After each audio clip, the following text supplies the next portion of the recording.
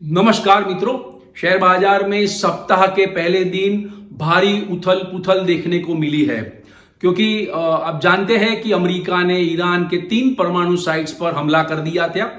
तो उसके बाद शेयर बाजार में भारी बिकवाली भी देखी गई और नीचे लेवल पे अच्छी सी बाइंग भी देखी गई, इससे रिकवरी भी आई है।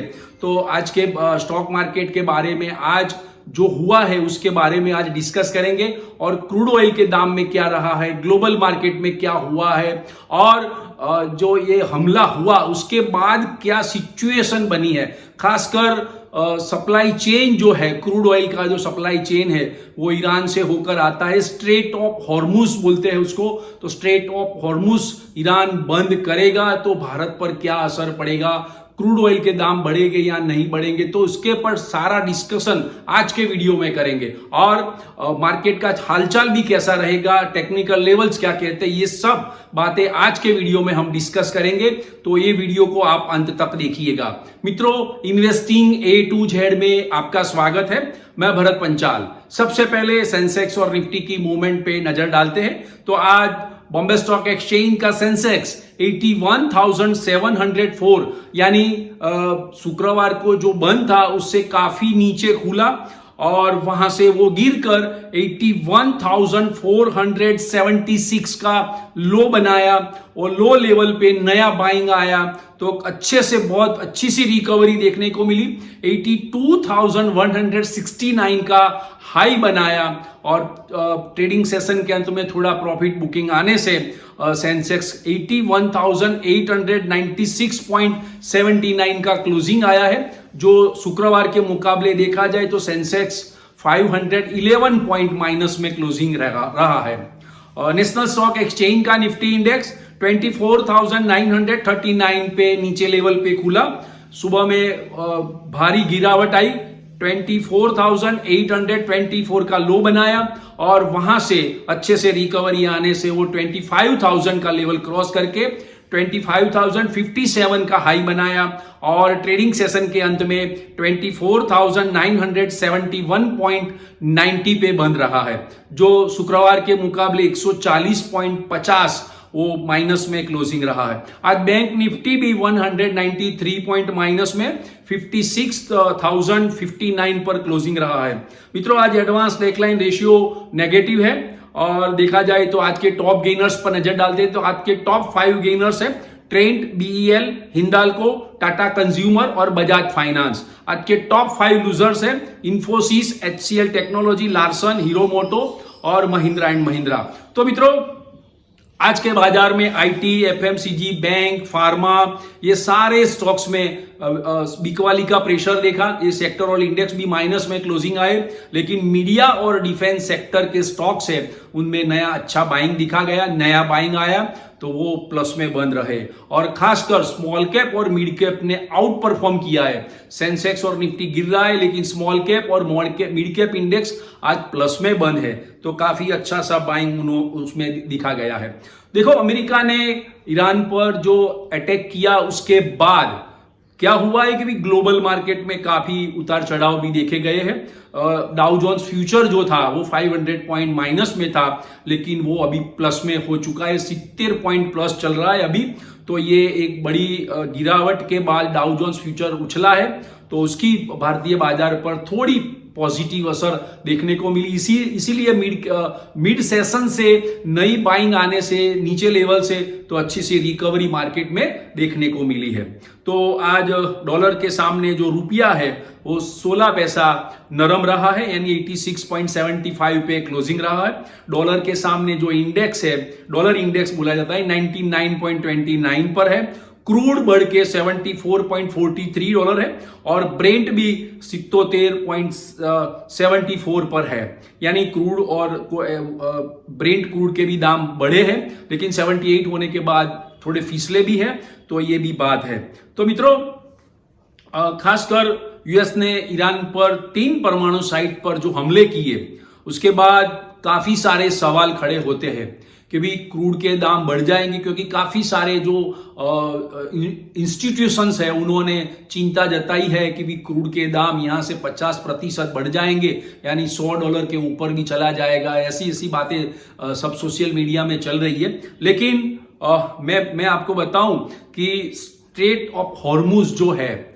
ईरान के अंदर आता है, उस बंदरगाह है, वहां से ईरान की संसद ने उसको बंद करने की मंजूरी मिल चुकी है। लेकिन लास्ट फैसला उनके प्राइम मिनिस्टर है आयतुल्ला खोमेनी वो लेंगे, तो क्रूड की सप्लाई की कमी की आशंका जताई जा रही है। वो एक टेंशन वाला मामला है, एक चिंता वाला मामला है, लेकिन मैं आपको सारा डिटेल्स बताने वाला हूं। स्ट्रेट ऑफ हॉर्मुज जो है वो खाड़ी देशों के हिंद महासागर में पड़ता है।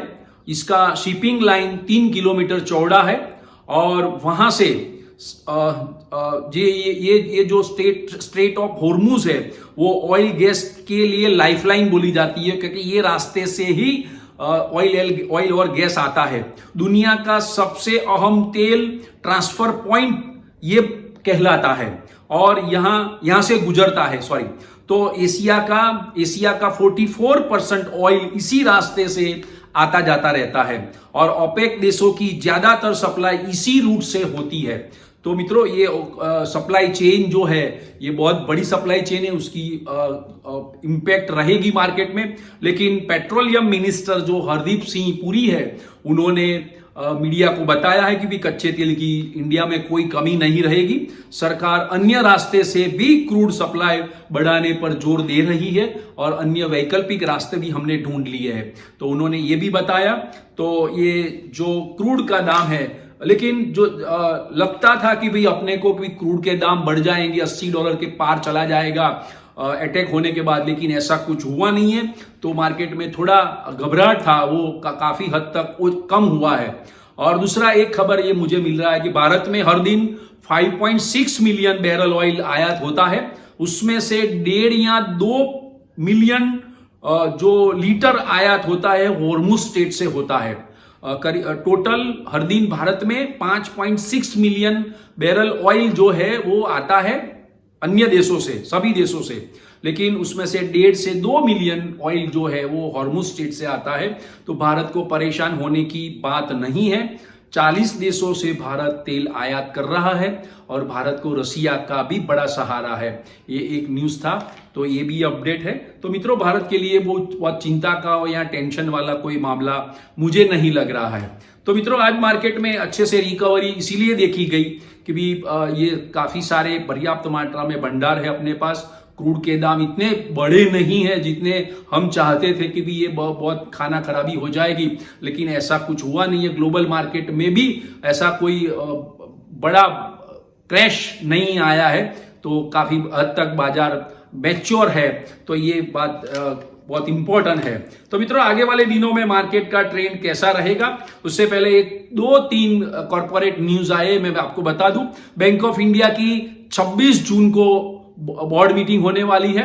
Bank of India infrastructure bond जारी करके रकम जुटाने की योजना बना रही है, तो ये बोर्ड मीटिंग में उसका डिस्कशन होने वाला है। वारी रिन्यूएबल टेक्नोलॉजी, उसका आईपीओ आया था, बहुत धूमधाम से आईपीओ आया था। वो वारी रिन्यूएबल टेक्नोलॉजी को 247 करोड़ का नया ऑर्डर मिला है। तो ये भी है। एक सोलर इंडस्ट्रीज है, उनको भी 158 करोड़ का नया ऑर्डर मिला है। तो ये एक न्यूज था। और हाँ, एक पॉजिटिव न्यूज इंडिया के लिए ये भी है कि HSBC PMI जो बोलते हैं मैन्युफैक्चरिंग और सर्विस का डेटा आता है, प्राइस मैन्युफैक्चरिंग इंडेक्स को बोलते हैं PMI, वो 14 महीने के उच्चतम स्तर पर पहुंच गया है। जो PMI है मई महीने का 59.3 था, जो जून महीने में वो 61 पहुंच गया है। यानी सर्विस और मैन्युफैक्चरिंग सेक्टर का शानदार परफॉर्मेंस रहा है। ये इंडिया के लिए बहुत ही बढ़िया खबर है, अच्छी खबर है। तो मित्रों, आगे वाले दिनों में मार्केट का ट्रेंड मुझे बुलिश ही लग रहा है, क्योंकि इतना सारा हो चुका, फिर भी आज देखा जाए तो 24,800 का लेवल नहीं टूटा है। 24,800 का पहला सपोर्ट है और दूसरा सपोर्ट लेवल 24,500 का है। ये 2 सपोर्ट लेवल है, लेकिन आज की लो बनी, लेकिन 24,800 के नीचे की लो नहीं बनी है और 24,900 के ऊपर का क्लोजिंग आ गया है। तो ये आज के लिए बड़ी पॉजिटिव मूवमेंट है। और जो लो लेवल पे मार्केट खुला उससे ऊपर क्लोजिंग है। आज को देखा जाए तो सेंसेक्स 81,704 पे खुला था, क्लोजिंग आया 81,896 का। निफ्टी आज खुला था 24,939, आज उसका क्लोजिंग है 24,971, उसके ऊपर क्लोजिंग है। तो ये ऊपर क्लोजिंग है, ये दूसरी खबर है। दूसरा बड़ा पॉजिटिव पॉइंट है इंडियन स्टॉक मार्केट के लिए। तो और एफआईआई ने 20 तारीख को 7,940 करोड़ का नेट बाय किया था, एक ही दिन में शुक्रवार को बाय किया था। ये भी फिगर अच्छी है। तो ये 3-4 कारण टेक्निकली भी पॉजिटिव है, एफआईआई का बाइंग भी है, और पीएमआई इंडेक्स भी डेटा आज पॉजिटिव आया, इसीलिए मार्केट में आज नई खरीदारी से अपने को रिकवरी देखने को मिली है। लेकिन मित्रों देखो, मार्केट ईरान और इजराइल का जो युद्ध चल रहा है उसमें कुछ भी हो सकता है। मैं हर रोज बोलता हूं अमेरिका कुछ बड़ा करने वाला है, अगले वाले वीडियो में भी हमने डिस्कस किया था। लेकिन इसकी जो मार्केट पर असर देखनी चाहिए नेगेटिव, इतनी असर नेगेटिव मुझे नहीं लग रही है मार्केट में। हाँ, हल्का सा दबाव आया है ग्लोबल मार्केट की वजह से और क्रूड ऑयल की दाम की वजह से, तो ये रहेगा। ग्लोबल मार्केट का न्यूज भी आएगा मार्केट में ऐसा। लेकिन Indian stock market is very matured, उन्होंने अपने दम पर आज बाजार में अच्छे से रिकवरी भी दिखाई लो लेवल से, और टेक्निकली भी मार्केट का क्लोजिंग बहुत ही बढ़िया आया है। तो ये बात आज के वीडियो की। नई बात लेके कल मिलेंगे दोस्तों। तो आज के वीडियो की इंफॉर्मेशन आपको पसंद आई, आज का एनालिसिस पसंद आया है तो आप लाइक्स कीजिएगा, शेयर कीजिएगा, कमेंट्स कीजिएगा, और हाँ, सब्सक्राइब कीजिएगा। Thank you very much.